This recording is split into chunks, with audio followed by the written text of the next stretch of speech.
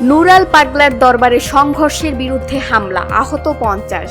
দৈনিক সংবাদ দিগন্ত পত্রিকার নিয়মিত সারা দেশের সাথে আমি ফারিয়া হেজান।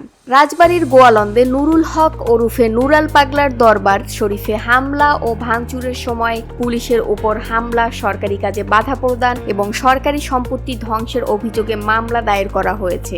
গোয়ালন্দ ঘাট থানার এসআই মোহাম্মদ সেলিম মোল্লা বাদী হয়ে শনিবার ভোর রাতে অজ্ঞাত 3 থেকে 3,500 জনের বিরুদ্ধে মামলা করেছেন। জানা গেছে, গোয়ালন্দ পৌরসভার 5 নম্বর ওয়ার্ডে দীর্ঘদিন ধরে দরবার শরীফ গড়ে তোলেন নুরুল হক। সম্প্রতি তিনি মৃত্যুবরণ করার পর কবর তৈরি করা হয় এবং কবরটিকে কাবা শরীফের আদল দেওয়া হয়। বিষয়টি নিয়ে কয়েকদিন ধরে উত্তেজনা চলছিল। গত শুক্রবার 5 সেপ্টেম্বর জুম্মার নামাজের পর ইমান আকিদা রক্ষা কমিটি এর ব্যানারে পূর্ব ঘোষণা অনুযায়ী বিক্ষোভ কর্মসূচি অনুষ্ঠিত হয়। বিক্ষুব্ধ জনতা যখন দরবারের দিকে যাওয়ার চেষ্টা করে, স্থানীয় প্রশাসন ও পুলিশ তাদের থামানোর চেষ্টা করে। এ সময়ে সরকারি গাড়ি ও পুলিশ কর্মকর্তাদের গাড়ি ভাঙচুর করা হয়। 50 জনের বেশি আহত হন। তাদের মধ্যে 5 জন পুলিশ সদস্য এবং 2 জন স্থানীয় প্রশাসন কর্মী রয়েছেন। বিক্ষুব্ধ জনতা নুরাল পাগলার বাড়ি ও দরবারের গেট ভেঙে ভেতরে প্রবেশ করে